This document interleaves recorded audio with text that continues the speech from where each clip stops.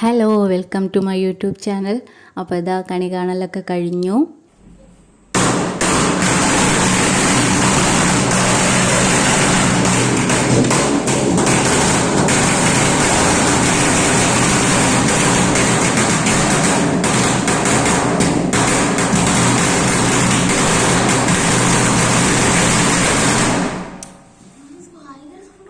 കഴിഞ്ഞു.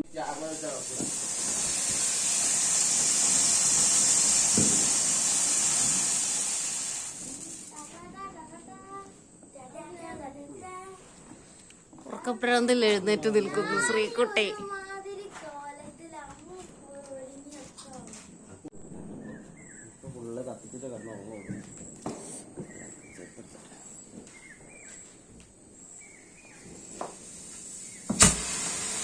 ആ മുട്ടിയോ?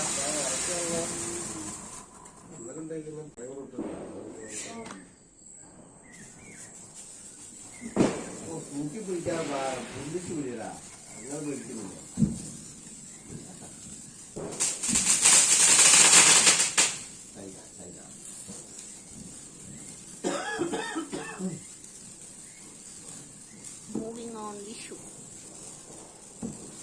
ഹനുമാന്റെ ഫിഗർ എന്തിനാണ്? ഹനുമാന്റെ ഫിഗർ എന്തിനാ?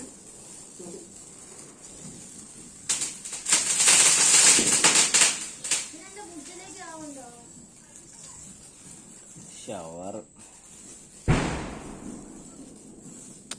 മാറ്റി കുഞ്ഞിനെ കാണുന്നില്ല. അപ്പോൾ അതാ ആഘോഷങ്ങളൊക്കെ തുടങ്ങി. ഇനിയിപ്പോൾ അതാ രാവിലെ ഒരു ചായ ഇട്ട് കുടിക്കാൻ പോവാണ്. തലേദിവസം ഉണ്ടാക്കി വെച്ച പുളിയിഞ്ചി, രാവിലെ ഇഡ്ഡലി ഉണ്ടാക്കാനുള്ള മാവ് ഒക്കെ ഇവിടെ റെഡിയാണ് കേട്ടോ. അച്ചാർ ഞാനൊരു ചെറിയ ബോട്ടിലേക്ക് ആക്കി വെച്ച്, പിന്നെ നെയ്യപ്പം ഉണ്ടായിരുന്നു, അതൊക്കെ കൂട്ടി എല്ലാവരും ചായയൊക്കെ കുടിച്ച് പിന്നെ കുറച്ച് നേരം കഴിഞ്ഞ് ബാക്കി എല്ലാവരും കിടന്നുറങ്ങി കേട്ടോ. അപ്പോൾ അതുകൊണ്ട് രാവിലത്തെ പാചകത്തിൻ്റെ വീഡിയോസൊന്നും അങ്ങനെ എടുക്കാൻ പറ്റിയില്ല.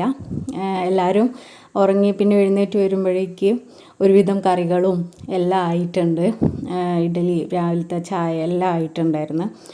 പിന്നെ ഞാൻ വീഡിയോയിൽ എന്തൊക്കെയോ പറയുന്നുണ്ട്, ഒന്നും മനസ്സിലാവുന്നില്ല, സൗണ്ട് കുറവായതുകൊണ്ട്. അപ്പോൾ ഞാൻ പറയുകയാണ്, രാവിലെ അവിയലിന് ഉള്ളതാണ് ആദ്യമായിട്ട് അരിഞ്ഞു തുടങ്ങിയത്. അതാണല്ലോ കുറേ പച്ചക്കറികൾ അരിയാനുള്ളത്.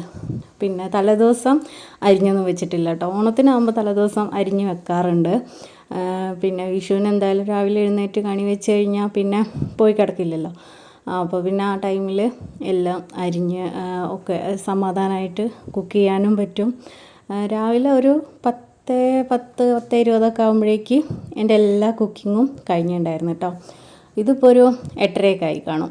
രാവിലെ ഇഡ്ഡലിയും സാമ്പാറും എല്ലാവരും കഴിച്ച് ആ ടൈമിൽ ഒരുവിധം കറികളൊക്കെ ആയി കഴിഞ്ഞിട്ടുണ്ട്. പിന്നെ കുറച്ച് ഉപ്പേരി, പപ്പടം, മുളക് വറുക്കുക, അങ്ങനെ കുറച്ച് പാചകമൊക്കെ. പിന്നെ അനിയൻ സദ്യ കഴിക്കില്ല, അപ്പോൾ അതുകൊണ്ട് സാധാരണ ചിക്കനൊക്കെയാണ് വാങ്ങാറ്. ഈ പ്രാവശ്യം അനിയൻ പോയപ്പോൾ നല്ല പുഴമീൻ കിട്ടി, അപ്പോൾ അത് കൊണ്ടുവന്ന് അത് വറുത്തിട്ട് അതുകൊണ്ടായിരുന്നു സദ്യക്കൊപ്പം. പിന്നെ ഉച്ചയൊക്കെ ആയപ്പോൾ എല്ലാവരും ഒരു 12:30 ആയപ്പോഴേക്ക് ചോറുണ്ടായിരുന്നു. കാരണം നേരത്തെ ഫുഡൊക്കെ ആയിട്ടുണ്ട്. അപ്പോൾ ഇതാ ഉപ്പ്, ശർക്കര ഉപ്പേരി, വറുത്തുപ്പേരി, തലേദിവസം ഉണ്ടാക്കി വെച്ച അച്ചാർ, പുളിയിഞ്ചി, പിന്നെ പച്ചടി, ബീട്രൂട്ട് കിച്ചടി, പിന്നെ എരിശ്ശേരി, മുളക് വറുത്തത്, പിന്നെ കൂട്ടുകറി, ഓലൻ, അവിയൽ, ക്യാബേജ് തോരൻ, പിന്നെ ചോറ്, പരിപ്പ് ഞാൻ നെയ്യ് ചേർത്ത് മിക്സാക്കി വെച്ചിട്ടുണ്ടായിരുന്നു കേട്ടോ. അപ്പോൾ അത്, പിന്നെ സാമ്പാർ, അത് രാവിലെ ഒന്നിച്ചുണ്ടാക്കി വെച്ചതാണ് കേട്ടോ. പിന്നെ കാളൻ മോരുകറി, പിന്നെ പപ്പടം, രസം, പായസം ഏട്ടുണ്ടാക്കിയതാണ് കേട്ടോ. അത്രയും സാധനങ്ങളാണ് ഞാൻ ഒരുക്കിയത് കേട്ടോ. ഇപ്പോൾ അതാ ചോറുണ്ടൊക്കെ കഴിഞ്ഞ് ഇനി ഒന്നുകൂടെ പടക്കമൊക്കെ പൊട്ടിക്കാൻ പോവുകയാണ്. ഭയങ്കര പേടി കേട്ടോ, കാരണം ഇത് നല്ലോണം പൊട്ടിയിട്ട് സിറ്റ് ഔട്ടിലേക്കും ഒക്കെ തെറിക്കുന്നുണ്ട്. ഞങ്ങളെല്ലാവരും അകത്ത് കയറി വാതിലടയ്ക്കും. അനിയൻ അവിടുന്ന് പൊട്ടിച്ചിട്ട് അപ്പുറത്തെ സൈഡിലേക്ക് ഓടും. അല്ലെങ്കിൽ അവിടെ ചുമര് മൊത്തം തെറിച്ചിട്ടുണ്ട് നല്ലോണം.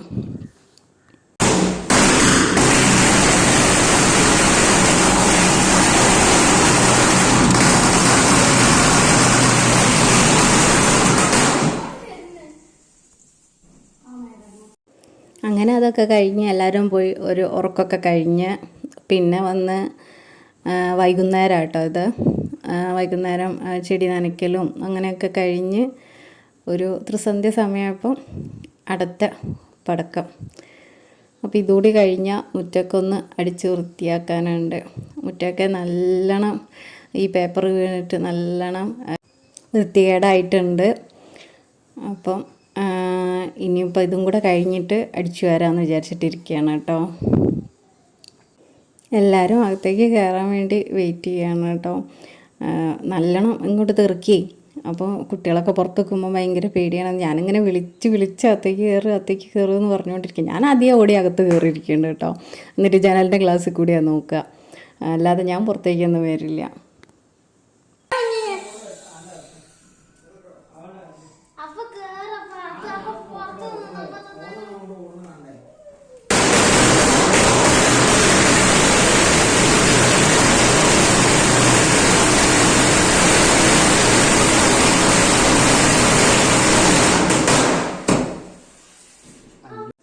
അങ്ങനെ അതും കഴിഞ്ഞ്. അപ്പോൾ ഈ പ്രാവശ്യത്തെ വിഷുവിൻ്റെ ഏകദേശം പൊട്ടിക്കലൊക്കെ കഴിഞ്ഞ്.